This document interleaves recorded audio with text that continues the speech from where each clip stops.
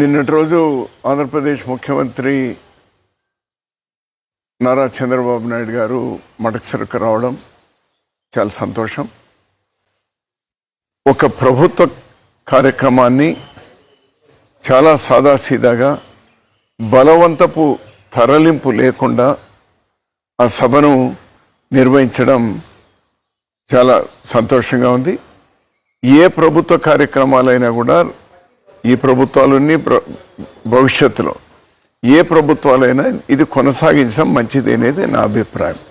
కారణం ఏమంటే ఒకప్పుడు జనం తరలింపు అవసరం, ఎందుకంటే ఈ ప్రసార మాధ్యమాలు లేనప్పుడు, ఇప్పుడు ఈ సోషల్ మీడియా కానీ ఎలక్ట్రానిక్ మీడియా ఉన్నప్పుడు ప్రపంచమంతా చూడొచ్చు. 10 మందితో జరిపిన ఇష్యూ ప్రపంచమంతా తెలపచ్చు. అటువంటి ఒక మంచి ప్రయత్నం నిన్న జరిగింది. నేను నా హర్షాన్ని వ్యక్తం చేస్తున్నాను.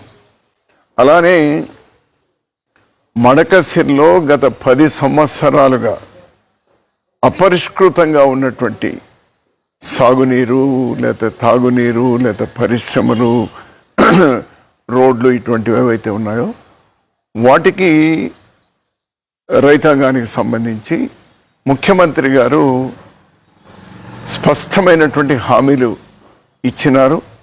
నా హర్షాన్ని వ్యక్తం చేస్తున్నాను. ఒక మడకసిర వాసిగా నా హర్షాన్ని వ్యక్తం చేస్తున్నాను. వాటన్నిటి కూడా వెంటనే ఇంప్లిమెంట్ చేసేటువంటి శక్తి కూడా భగవంతుడు ఈ ప్రభుత్వానికి ఇవ్వాలి. మడకసిరిలో గత 10 సంవత్సరాలుగా పెండింగ్ ఉన్నటువంటివన్నీ పరిష్కారం కావాలి అని నేను కోరుతా ఉన్నాను.